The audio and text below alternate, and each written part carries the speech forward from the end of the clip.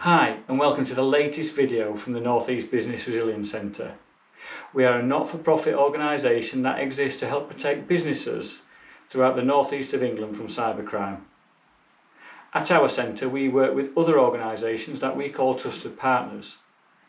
These are certifying bodies that operate throughout the region, and these themselves have been certified by IASME to oversee cyber essentials. Our Trusted Partner Network can help your organisation achieve Cyber Essentials and Cyber Essentials Plus certification, and like ourselves are focused on promoting continuous improvement in cyber resilience. This network offers credible expert advice and guidance, and that is why we are proud to say they are part of our team. Today we are joined by 4 trusted partners, these being Andrew from SRM, Morton from TechSec, David from Communicate PLC and Neil from NGS. Our trusted partners are going to discuss some of the issues facing the hospitality sector during the current COVID-19 pandemic. During the current climate, all industries are at an increased risk of cyber attack as criminals seek to exploit and take advantage of chaotic events and obtain valuable data. The hospitality industry is no exception to being a target. The introduction of online payments and contactless payments brings a whole new set of risks and threats for the businesses to consider. The roadmap to successful cyber resilience has never been as important as it is today. So please take a few moments to watch the remainder of this video and help us help you keep that bit more cyber safe. Thank you. So, first up on our panel is Andrew from SRM. Andrew, what is the impact of GDPR on hospitality businesses in 2020 and beyond? Whilst the hype surrounding the EU General Data Protection Regulation, or GDPR, has died down, the legislation is still in place. We don't know in detail what change will come in 2021, but it's likely to be very similar to what we have in place. 2020 has also brought new challenges such as online offerings, ordering apps, track and trace requirements, where personal data is being collected and held in new ways. So with the example of track and trace, how does GDPR impact your business? Firstly, you need to know why you're collecting personal data, what you're collecting and what it's going to be used for. Collecting data that's not needed or using it for multiple reasons can cause issues if specific permissions have not been obtained. Secondly, you need to keep that data secure and up to date. Be it a new online system or a paper form, it must be securely held and only accessible to those with a business need. Thirdly, you need to know how long you're keeping that data for and to securely delete it once that period is expired. Currently, the guidance for track and trace says 21 days, unless other reasons are there for holding that data. Track and trace is likely just one location where personal data is used within your business, but the principles apply, both now and in the future. And what does my business need to consider when handling payment card information? The hospitality sector is responsible for thousands of payment card transactions on a daily basis, so it's no surprise that it is a focus for attackers. Unique reasons for holding payment card data for bookings, multiple online channels, some of which have been adopted quickly in response to social distancing, and working largely within a public environment are just some of the unique challenges of the sector. My work as a PCI DSS qualified assessor is to assist businesses in securing payment card data. So what advice do I have for you in this area? Firstly, it's essential that you know how you store, process or transmit cardholder data in your environment, and that this is kept to the absolute minimum that is required. Secondly, ensure that the devices and the services that you obtain are from PCI DSS compliant third parties, and that they are assisting you in securing your business. And finally, don't just ignore the problem of payment card security and compliance because it is a hard one. If you don't know what to do, then seek assistance from someone qualified to explain it. Thanks, Andrew. Next up on the panel is Morten from TechSec. Morten, we currently have several staff working from home. Where do we start with cybersecurity for home working, not least at a time of great economic uncertainty? Working from home has, by necessity, become a significant part of the new normal for most businesses. Many companies were not set up in order to have their staff working from home, as it wasn't a necessity, but the changes that COVID has brought have meant that a lot of companies are now working from home. They've implemented practices and technologies to allow them to do that. But while many of those have been done in a well-meaning, in fact all have been done in a well-meaning manner, it doesn't necessarily mean that they've been implemented in a secure fashion. What you need to know is that what you're doing is secure, that how you are working and the way that your staff are working is in a secure manner. There are a number of ways that you can do this, and it's almost impossible to advise you 100% on that in a short video, but I can give you a flavour for some of the things that you need to consider.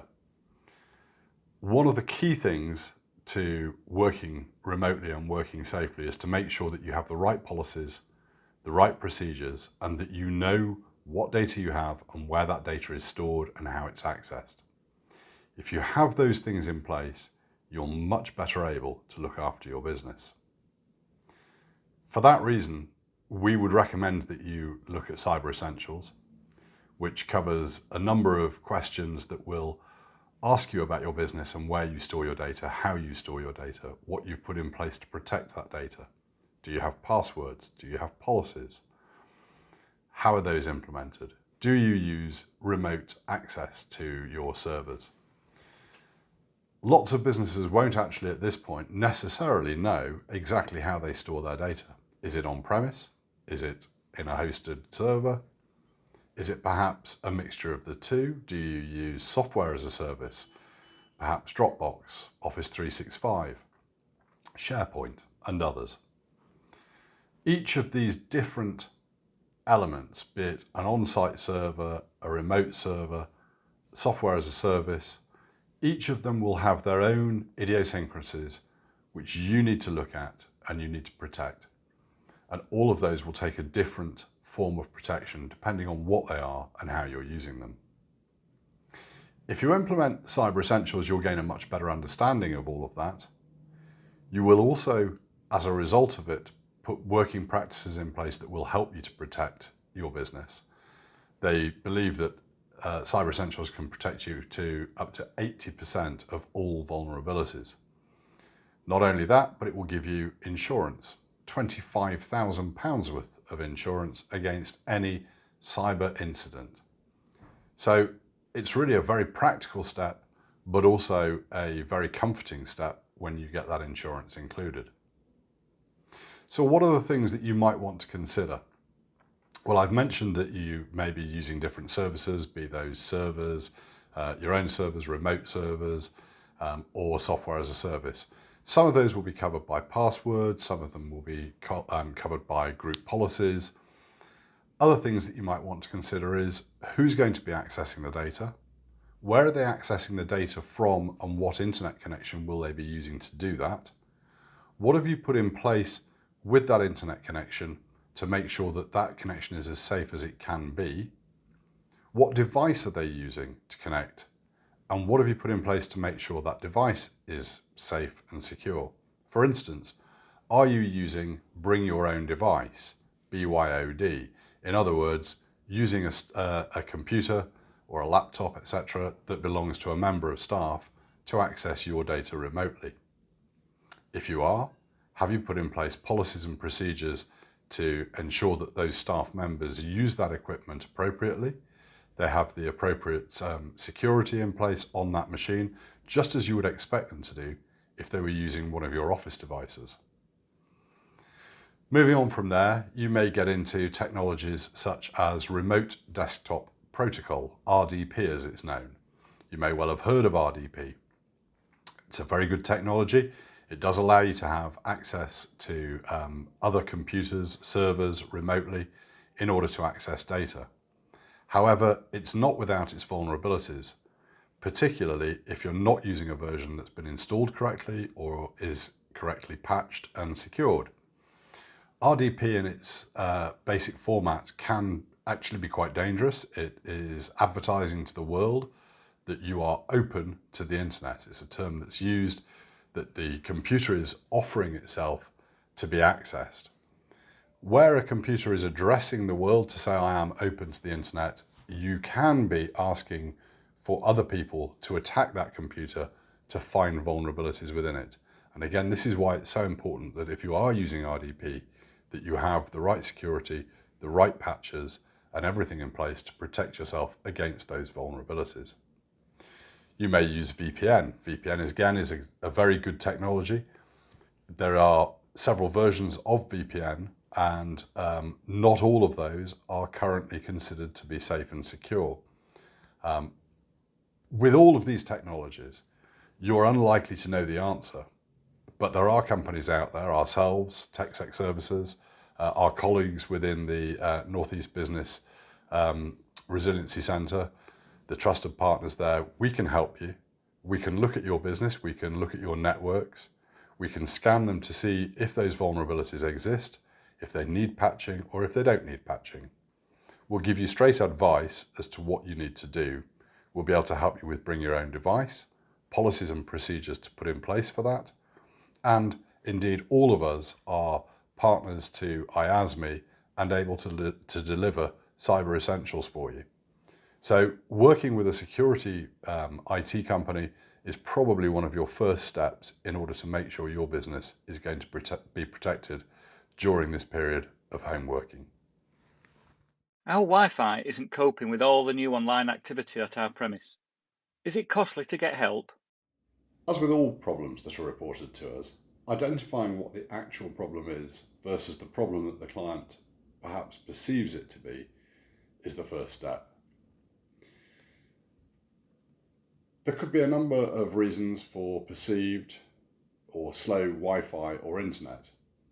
The most common being the amount of bandwidth available or the amount of internet that is available in the particular location versus the usage of that connection. The second most common problem is the capability and or reach of the wireless network. The first action to be taken in all situations is to ensure that a reliable and security focused IT provider assesses your connection and documents what you've got in place and make sure that it is properly secured. This will have the effect of giving you the knowledge of what you have and what you need to do, but it will also ensure that you're not having your internet connection used by anybody who shouldn't be on that connection. We would recommend over and above that you're going to create more than one network on your internet connection. You'll need a connection for your staff and for yourselves to use, but you may also want to create a separate network that is secured from your network to protect your data and to protect the amount of bandwidth available to you as a business, but to provide a second network that guests can use, or if you are in a retail or maybe in hospitality, you may require people to come and visit you to be able to use the internet and to log into it. That can be done quickly and easily through a captive portal, and you can then restrict what they can do on the internet and how much internet they can use and how long they can be accessing your internet connection for. Having created separate networks, you would then want to look at the actual Wi-Fi access points. These are the routers that you connect to, so whichever device you're using, be that a laptop, a tablet, a mobile phone, it will connect to the internet via a wireless access point. That wireless access point is a router, and that will be giving out a signal for your device to connect to. What we're commonly seeing is that people returning to offices are returning with more mobile devices than previously they would have used in the office, devices that they've taken home during lockdown and that they are now returning to the office with. These devices are therefore commonly replacing a lot of the desktops and being used as the everyday device of choice for that user, and most often are not connecting by a hardwire connection, are connecting over the Wi-Fi locally and using the Wi-Fi connection provided within the building, the business premises. If that connection is not capable, if it's not been specified correctly, then the increased number of users could well be impacting on the speed of connection that those users are experiencing. Another thing to consider with a connection will be, where are people accessing your Wi-Fi from? If the use of your Wi-Fi has increased significantly with remote workers, those remote workers are coming in from the outside and accessing your data from the outside, which is considered to be upload speed.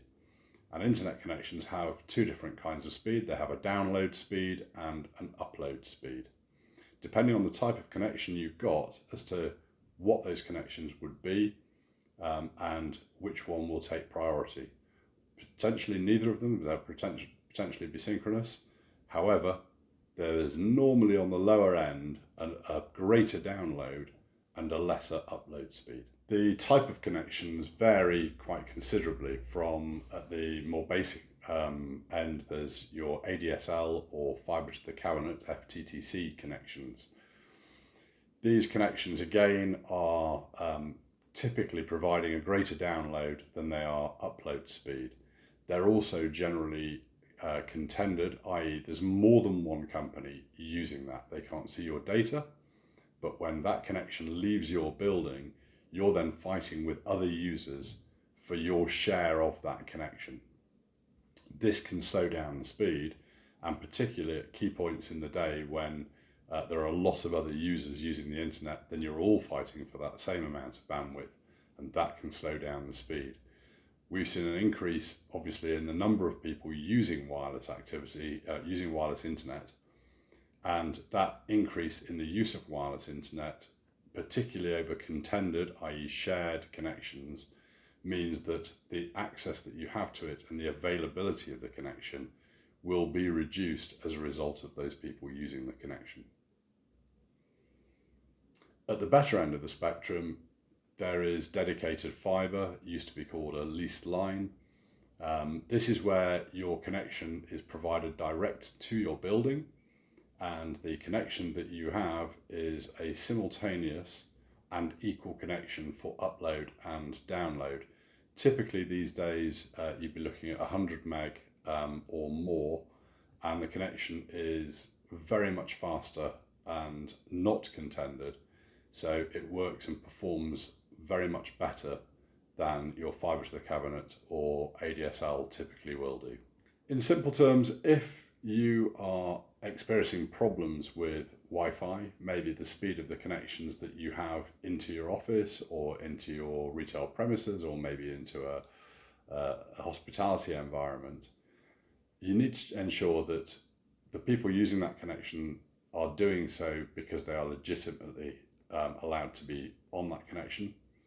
You need to be able to check that the connection has the reach to meet the needs of the people who are going to access it in terms of a location. So that's your Wi-Fi access points. And lastly, you need to ascertain whether the connection that you have in place still meets with the requirements that you and your guests have following the increase in wireless use through the whole COVID situation.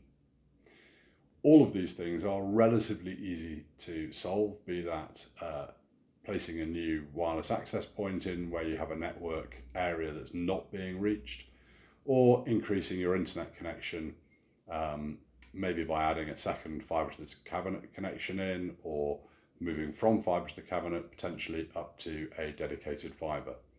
Again, these are not particularly expensive solutions, but it all depends on what your business needs. Thanks, Morton. I'm now going to introduce David from Communicate PLC. David, given new online systems and team members working from home, we are concerned about new risks. Where do we start with becoming more cyber secure? Where to start is a common question I hear from clients all the time. To be honest, the answer is always very similar. Start with the basics. Ensure the basics are solved. Most of the breaches that we go to see, the basics are not solved, and this is the reason they were hacked. Cyber Essentials is a good start. Look at the requirements within Cyber Essentials and understand them. It's not a very technical document, so most people should be able to understand it with some IT knowledge. If you do need support, before paying for support, ensure you look at the NEBRC and organisations like this. These will have many services you'll be able to take for free from them. A good start is making sure that you think like a hacker. What do you have to protect? Does it have to be there? Is there a better way of storing it in terms of encryption, etc.? Don't be concerned about cybersecurity. It isn't smoke and mirrors, it's the basics these days. Very rarely do people get hacked because they haven't bought the latest shiny box. We keep hearing that ransomware attacks are happening to small businesses. Should we be worried, and what can we do about it? A lot of clients ask me about ransomware and whether or not there will be a target. In all honesty, I don't know, and most companies won't. What we do know is ransomware is on the increase. So doing these basic things will help reduce the risk of getting ransomware. Firstly, ensure you have the best antivirus you can find and make sure it's updated. Make sure your current PC or laptop is updated. If you are using it for personal use, be careful which sites you are visiting, including freeware. A lot of these sites do have malware on them, so being cautious is helpful, and web filtering can help with that. Ensure that your systems are all up to date and try not to reuse passwords. Most importantly, if you're not expecting a file which comes through on email, don't open it. A lot of companies out there who will offer protection around ransomware will offer a warranty, including ourselves. Ensure that if people are offering you protection and guarantees around this, that it's financially backed, so you know that if the unfortunate does happen, then you're protected. Thank you. We are aware that at-risk businesses are targets for cyber criminals. How do we protect ourselves when we are so cash-strapped? How to protect yourself is a common question I'm asked from many clients around the UK. Firstly, for me, it's a simple approach. Prevention will always be cheaper than remediation. Focus on making sure you're the most secure you can be based on the budget you have. There's a lot of services out there like the NEBRC who will offer you many free services if they're required for you. They are good specialists to start with, and looking at their trusted partners is another way of getting the right advice without having to spend the wrong money in the wrong places. My advice to you is start with things like multi-factor authentication, email filtering, web filtering, ensuring that if you are in a public place, you use a VPN on public Wi-Fi, but if you can avoid it, please don't do that. Just remember the basics. Most breaches come down to mistakes within the basics. Cyber Essentials is a good port of call, and it's not an overly technical standard. Thanks, David. Next up on the panel is Neil from NGS. Neil, there is talk of public sector organisations using us more. Does this mean we need to do anything special to be a public sector supplier? In reality, as a business, you should already be doing everything that you would need to be a supplier to the public sector. However, an increasing number of public sector contracts are mandated or actively encouraging cyber essentials from their suppliers. This means securing your business against openly available commodity-based attacks as a minimum. Openly available commodity capabilities are effective because basic cybersecurity principles, such as those described in Cyber Essentials, are not properly followed. The Cyber Essentials scheme is a simple yet effective government-backed framework that will help you protect your organisation against a range of these common internet-based cyber attacks.